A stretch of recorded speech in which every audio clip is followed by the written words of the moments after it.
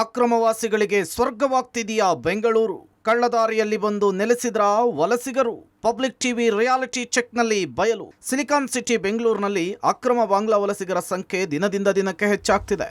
ಇದರಿಂದಾಗಿ ರಾಜ್ಯದ ಭದ್ರತೆಗೆ ದೊಡ್ಡ ಸವಾಲಾಗಿ ಪರಿಣಮಿಸಿದೆ. ಇದೀಗ ಬೆಂಗಳೂರು ನಗರದಲ್ಲಿಯೇ ಸುಮಾರು 2 ಲಕ್ಷಕ್ಕೂ ಅಧಿಕ ಅಕ್ರಮ ಬಾಂಗ್ಲಾ ಪ್ರಜೆಗಳು ನೆಲೆಸಿರುವ ಶಂಕೆ ಇತ್ತೀಚೆಗಷ್ಟೇ ವ್ಯಕ್ತವಾಗಿತ್ತು. ಈ ಕುರಿತು ವಿಪಕ್ಷಗಳು ಕ್ರಮ ಕೈಗೊಳ್ಳುವಂತೆ ಗೃಹ ಸಚಿವರನ್ನ ಆಗ್ರಹಿಸಿದವು. ಇದೀಗ ಪಬ್ಲಿಕ್ ಟಿವಿ ರಿಯಾಲಿಟಿ ಚೆಕ್ನಲ್ಲಿ ಅಕ್ರಮ ಬಾಂಗ್ಲಾ ವಲಸಿಗರ ಕಳ್ಳದಾರಿ ಬಟಾಬಯಲಾಗಿದೆ. ಇದು ಅಕ್ರಮ ವಲಸಿಗರಿಗೆ ಬೆಂಗಳೂರು ಸ್ವರ್ಗವಾಗ್ತಿದೆಯಾ ಅನ್ನುವಂತಹ ಅನುಮಾನವನ್ನ ಹೆಚ್ಚಿಸಿದೆ. ಅತ್ತ ಬಾಂಗ್ಲಾದಲ್ಲಿ ಹಿಂದೂಗಳ ಸರಣಿ ಹತ್ಯೆ ನಡೀತಾ ಇದೆ. ಆದರೆ ರಾಜ್ಯ ರಾಜಧಾನಿಯಲ್ಲಿ ನೆಲೆಸಿರುವ ಅಕ್ರಮ ವಲಸಿಗರು ರಾಜಾರೋಷವಾಗಿಯೇ ಜೀವನ ನಡೆಸುತ್ತಿದ್ದಾರೆ. ಕೆಆರ್ಪುರಂನ ಶಾಂತಿ ಲೇಔಟ್ನಲ್ಲಿ ಅಕ್ರಮ ಶೆಡ್ಗಳು ತಲೆ ಎತ್ತಿರೋದು ಇದಕ್ಕೆ ಸಾಕ್ಷಿಯಾಗಿದೆ. ನಕಲಿ ದಾಖಲೆಯನ್ನ ಬಳಸಿ ಅಕ್ರಮವಾಗಿ ನೆಲೆ, ವಲಸಿಗರಿಗೆ ಆಧಾರ್ ಕಾರ್ಡ್, ಕರೆಂಟ್ ಕನೆಕ್ಷನ್, ವಲಸಿಗರನ್ನ ರಕ್ಷಿಸಲು ಅಸ್ಸಾಂ, ಕೋಲ್ಕತ್ತಾದವರಿಗೂ ಶೆಡ್.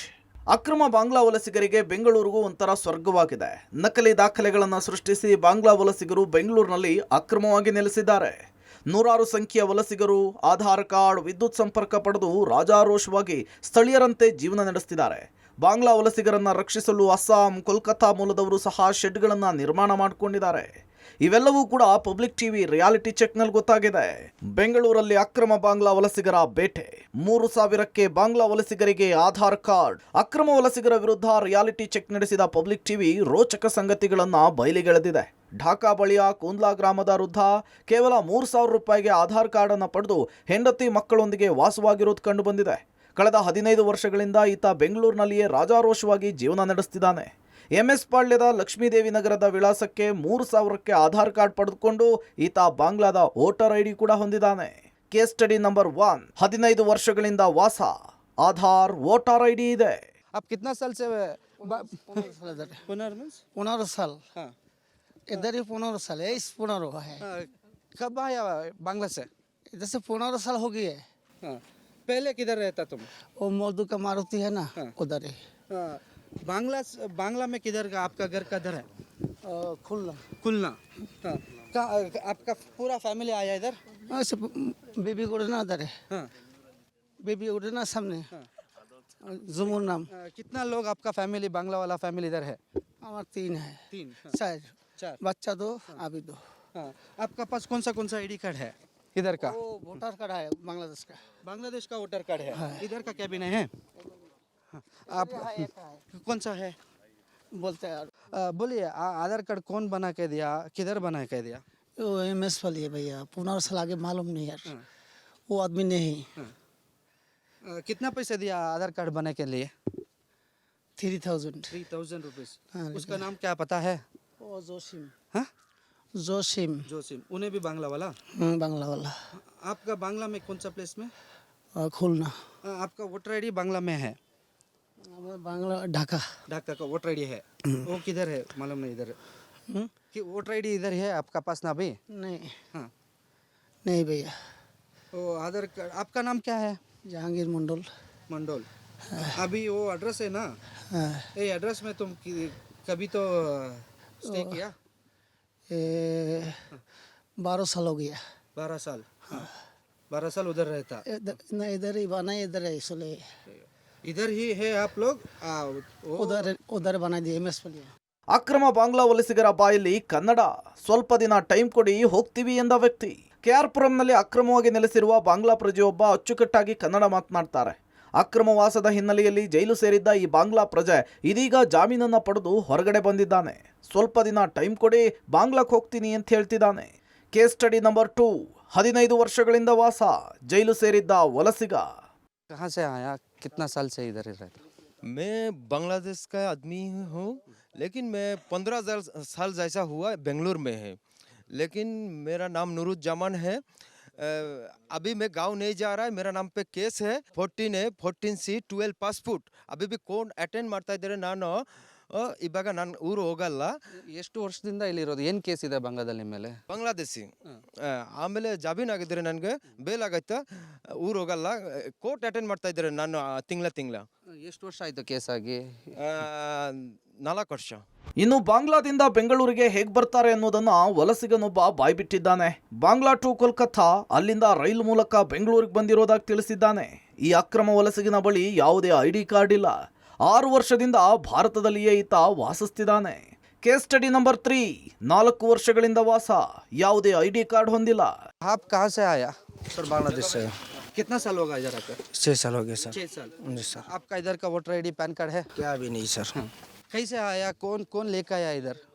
रोड पे घूमता था, आते आते बॉर्डर का पास आ गया सर। मेरा पास पैसा था, फिर पैसा लेके मेरे को घुसा दिया। वो फिर ट्रेन पे उठा दिया। फिर घूमते घूमते मैं वो लास्ट स्टेशन में उतर गया सर।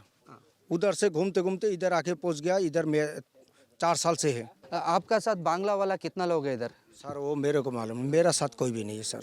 तुम नहीं लेके आया? मैं वो कोलकाता वाला वो गोडाउन पे काम करता हूँ, ठेला लेके काम करता हूँ, उधर ही डालता हूँ। ಸರ್ಕಾರದ ನಿರ್ಲಕ್ಷ್ಯ, ಹೇಳೋರಿಲ್ಲ ಕೇಳೋರಿಲ್ಲ. 7-8 ವರ್ಷದಿಂದಿರೋದಾಗಿ ಹೇಳಿದ್ದ ಮತ್ತೊಬ್ಬ ವಲಸಿಗ. ಪಬ್ಲಿಕ್ ಕ್ಯಾಮೆರಾ ಕಂಡು ಕಾಲ್ಕಿತ್ತ ಬಾಂಗ್ಲಾ ಕುಟುಂಬ. ಸರ್ಕಾರದ ನಿರ್ಲಕ್ಷ್ಯದಿಂದಾಗಿ ಬಾಂಗ್ಲಾ ವಲಸಿಗರಿಗೆ ಹೇಳೋರಿಲ್ಲ ಕೇಳೋರಿಲ್ಲ ಎಂಬಂತಾಗಿದೆ. 7-8 ವರ್ಷದಿಂದಿರೋದಾಗಿ ಮತ್ತೊಬ್ಬ ವಲಸಿಗ ಹೇಳಿದ್ದಾನೆ. ಈತನ ಬಳಿ ಯಾವುದೇ ಆಧಾರ್ ಕಾರ್ಡ್, ರೇಷನ್ ಕಾರ್ಡ್ ಇಲ್ಲ ಅಂತ ಗೊತ್ತಾಗಿದೆ. ಎಲ್ಲ ಪ್ರಶ್ನೆಗಳಿಗೂ ಈತ ಬಾಂಗ್ಲಾ ಭಾಷೆಯಲ್ಲಿಯೇ ಉತ್ತರ ಕೊಟ್ಟಿದ್ದಾನೆ ನೋಡಿ. ಕೇಸ್ ಸ್ಟಡಿ ನಂಬರ್ 4, 7-8 ವರ್ಷದಿಂದ ವಾಸ, ಯಾವುದೇ ದಾಖಲಾತಿ ಇಲ್ಲ. कितना साल होगा बेंगलुरु का कर? 7-8 इधर कैसे आया? कौन लेकर आया आपको इधर? के आंसे है वो कुछ तरी नहीं, मैंने कहते ऐसे लोग नाम जाने ना, क्या काम करता है इधर? और कचरा काम करे। इधर ये केआरपुरम ये प्लेस में कितना टाइम से रहा हो? 7-8 यार कौन सा इधर का कौन सा प्रूफ है? आधार कार्ड, पैन कार्ड इधर क्या भी नहीं बने? ಮತ್ತೊಂದು ಕೇಸ್ನಲ್ಲಿ ಪಬ್ಲಿಕ್ ಟಿವಿ ಕ್ಯಾಮೆರಾ ಕಂಡು ಬಾಂಗ್ಲಾ ಕುಟುಂಬ ಕಾಲ್ಕಿತ್ತಿದೆ. ಅಪ್ಪ ಅಮ್ಮ 3 ತಂಗಿಯರ ಜೊತೆಗೆ 13 ವರ್ಷದ ಬಾಲಕಿ ವಾಸವಾಗಿದ್ದು ಬಾಂಗ್ಲಾದಿಂದ ಬಂದಿರೋದಾಗಿ ಬಾಲಕಿ ಹೇಳಿದ್ದಾಳೆ. ಮೊದಲು ಬೆಳಂದೂರು ಭಾಗದಲ್ಲಿದ್ದ ಬಗ್ಗೆ ಬಾಲಕಿ ಮಾಹಿತಿ ಕೊಟ್ಟಿದ್ದಾಳೆ. ಶಾಲೆಗೂ ಹೋಗ್ತಿದ್ದೆ ಅಂತ ಹೇಳಿದಾಳೆ. ಇನ್ನು ವಾಪಸ್ ಬಾಂಗ್ಲಾದೇಶಕ್ಕೆ ಹೋಗಿ ಎಂದಿದ್ದಕ್ಕೆ ಬಾಂಗ್ಲಾ ವಲಸಿಗರಿಂದ ಪಶ್ಚಿಮ ಬಂಗಾಳದ ವ್ಯಕ್ತಿ ಮೇಲೆ ಹಲ್ಲೆ ಮಾಡಲಾಗಿದೆ. ಪಶ್ಚಿಮ ಬಂಗಾಳದ ವ್ಯಕ್ತಿಯ ಕತ್ತು ಕೈಕಾಲಿಗೆ ಗಾಯವಾಗಿದೆ. ಕೇಸ್ ಸ್ಟಡಿ ನಂಬರ್ 5, ಅಪ್ಪ ಅಮ್ಮ 3 ತಂಗಿಯರ ಜೊತೆ ವಾಸ, ಶಾಲೆಗೂ ಹೋಗ್ತಿದ್ದಾಳೆ ಬಾಂಗ್ಲಾ ಬಾಲಕಿ. मैं कब आया वो मुझे पता नहीं, पर मैं मम्मी पापा के साथ आया। वो मुझे याद नहीं, मुझे पता नहीं वो सब के बारे में। इधर क्या करता आप लोग? मुझे पता नहीं, मैं तो मतलब क्या वो दूसरे जगह में रहता था ना उधर, और मतलब कि उधर पढ़ता था। अभी इधर आया मेरे मम्मी पापा के पास, तो अभी मेरे मम्मी पापा पता नहीं किधर गए। मम्मी पापा भाग गए क्या? हो सकता है, किधर भाग गया? मुझे क्या पता। मैं इधर था तो अभी नहीं मिला। टाइम भाग गया उन्हें? वो हमको तो पता नहीं। इधर आप मम्मी पापा का आधार कार्ड वोटर आईडी सभी है? नहीं है, वो नहीं बनाया है, मुझे पता नहीं उस। आपका कितना साल है? मेरा 13 साल। स्कूल को जाता था, फिर से इधर आया। को गया? अगर देखो मैं 2 स्कूल को गया, गुबच्ची स्कूल और सदवी स्कूल, और बेलुंडर को। बेलंदूर से? हाँ उधर पढ़ता था, अभी इधर आया था मेरे मम्मी पापा। इधर कितना साल से है अभी? वो मुझे पता नहीं, वो कितना साल से है वो मुझे पता नहीं।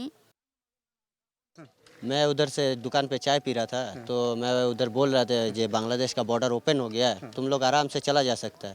तो वही बात पे मेरे को गाली देकर मारना स्टार्ट कर दिया। कितना लोग हैं इधर बांग्लादेश से? वो मालूम नहीं, जिसका मेरा नाम सलीम शेख है, मैं वेस्ट बंगाल। वेस्ट बंगाल से। इधर बहुत शेड है ना, इसमें हाँ कौन सा सर, शेड वो में? किसी का शेड में किसी को जाने नहीं देता सर। ये शेड का आदमी वो शेड में जा नहीं सकता सर, ऐसा हिसाब इधर का। फोन भी अंदर नहीं जा सकता? नहीं उतना जिसका शेड है वो रहता है इधर। ಶೆಡ್ಗಳಲ್ಲಿ ಟಿವಿ, ಫ್ರಿಡ್ಜ್, ಫ್ಯಾನ್ ಎಲ್ಲ ಸೌಲಭ್ಯ. ಬಾಂಗ್ಲಾ ವಲಸಿಗರಿಗೆ ಕರೆಂಟ್ ಕನೆಕ್ಷನ್ ಕೊಟ್ಟಿದ್ಯಾರು? ಕೆಆರ್ಪುರಂನಲ್ಲಿ ಅಕ್ರಮವಾಸಿಗಳಿಗೆ ವಿದ್ಯುತ್ ಸಂಪರ್ಕ ನೀಡಲಾಗಿದೆ.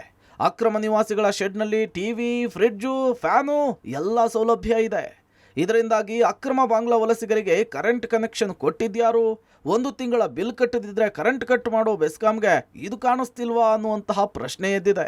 ಅಕ್ರಮ ಬಾಂಗ್ಲಾ ವಲಸಿಗರ ಬಗ್ಗೆ ಎಳೆಯಾಗಿ ಕೇರ್ಪುರಂ ಭಾಗದಲ್ಲಿ ವಲಸಿಗರು ಯಾವ ರೀತಿ ನೆಲೆಸಿದ್ದಾರೆ ಅಂತ ತೋರಿಸುವಂಥ ಪ್ರಯತ್ನ ಪಬ್ಲಿಕ್ ಟಿವಿ ಬಿಚ್ಚಿಡ್ತಾ ಇದೆ. ನಿಮ್ಮ ಮನೆ ಒಳಗಡೆ ಹೇಗೆ ಕರ್ಕೊಂಡು ಹೋಗ್ತಿದ್ದೀನಿ ಅಂದರೆ ಎಂಥ ಫೆಸಿಲಿಟೀಸ್ ಮಾಡ್ಕೊಂಡಿದ್ದಾರೆ ಅಂದರೆ ಬೆಡ್ಡಿನ ವ್ಯವಸ್ಥೆ, ಕರೆಂಟಿನ ವ್ಯವಸ್ಥೆ. ಮುಖ್ಯವಾಗಿ ನಮಗೆ ಶಾಕ್ ಆಗ್ತಿರೋದೇ ವಿಚಾರ, ಈ ಶೆಡ್ಗಳಿಗೆ ನಮ್ಮ ಮನೆಗಳಿಗೆ ಕರೆಂಟ್ 1 ತಿಂಗಳು ನಾವು ಕಟ್ಟಿಲ್ಲ ಅಂದರೆ ಬೆಸ್ಕಾಂ ಅವ್ರು ನೋಟಿಸ್ ಕೊಟ್ಟು ಬಂದು ಪ್ಲಗ್ ಕಿತ್ಕೊಂಡು ಹೋಗ್ತಾರೆ, ನೀವು ಕರೆಂಟ್ ಬಿಲ್ ಕಟ್ಟಿಲ್ಲ ಅಂತ. ಈ ರೀತಿ ಅಕ್ರಮವಾಗಿ ಕರೆಂಟ್ ತಗೊಂಡು ರಾಜಾರೋಷವಾಗಿ ಬದುಕ್ತಿದ್ದಾರೆ. ಫ್ಯಾನ್ ಇದೆ, ಲೈಟ್ ಇದೆ, LED TV ಕೂಡ ಇದೆ, ನೋಡ್ತಿದ್ದೀರಾ LED TV. ಈ ಶೆಡ್ ಒಳಗಡೆ ಇದು ನಾನು ನಿಮ್ಗೇನು ತೋರಿಸ್ತಿದ್ದೀನಿ, ಇದು ಬಾಂಗ್ಲಾ ವಲಸಿಗರು ಇರುವಂತಹ ಶೆಡ್ಡು. ಆತ ವಾಸ ಮಾಡ್ತಿರೋರು, ಕುಟುಂಬ ವಾಸ ಮಾಡ್ತಿರುವಂಥದ್ದು. ಫ್ರಿಡ್ಜ್ ಇದೆ, ಅದು ಡಬಲ್ ಡೋರು. ಬೆಂಗಳೂರಲ್ಲಿ ಎಷ್ಟೋ ಮಧ್ಯಮ ವರ್ಗದ ಮನೆಗಳಲ್ಲಿ ಬಾಡಿಗೆಯಲ್ಲಿರುವಂಥವ್ರಿಗೆ ಡಬಲ್ ಡೋರ್ ಫ್ರಿಡ್ಜ್ ಇಲ್ಲ, ನೋಡ್ತಿದ್ದೀರಾ ಡಬಲ್ ಡೋರ್ ಫ್ರಿಡ್ಜು. ಆ ಡಬಲ್ ಡೋರ್ ಫ್ರಿಡ್ಜ್ ಜೊತೆಗೆ ಡಬಲ್ ಕಾಟ್ ಬೆಡ್ಗಳಿಗೆ ವ್ಯವಸ್ಥೆ ಮಾಡ್ಕೊಂಡಿದ್ದಾರೆ. ಫ್ರೆಶ್ ಟೊಮೊಟೊಗಳು ನೋಡ್ತೀವಿ, ತರಕಾರಿಗಳನ್ನೆಲ್ಲ ತಂದು ಇಟ್ಕೊಂಡು ಆರಾಮಾಗಿ ಜೀವನ ಮಾಡ್ತಿದ್ದಾರೆ. ಅಂದರೆ ಯಾವುದೂ ಇಲ್ಲಿ ನಾವು ಬಾಡಿಗೆ ಕೊಡಲ್ಲ ಅಂತಾರೆ, ಬಟ್ ಇಲ್ಲಿ ಏನು ಲ್ಯಾಂಡ್ ಮಾಲೀಕರಿದ್ದಾರೆ, ಬಾಡಿಗೆ ಇಲ್ಲದೆ ಇವ್ರು ಯಾರನ್ನೂ ಈ ಥರ ಬಿಡೋದಿಲ್ಲ. ಮಾಲೀಕರು ಕೂಡ ಇದರಲ್ಲಿ ಅಕ್ರಮದಲ್ಲಿ ಭಾಗಿಯಾಗಿದ್ದಾರೆ.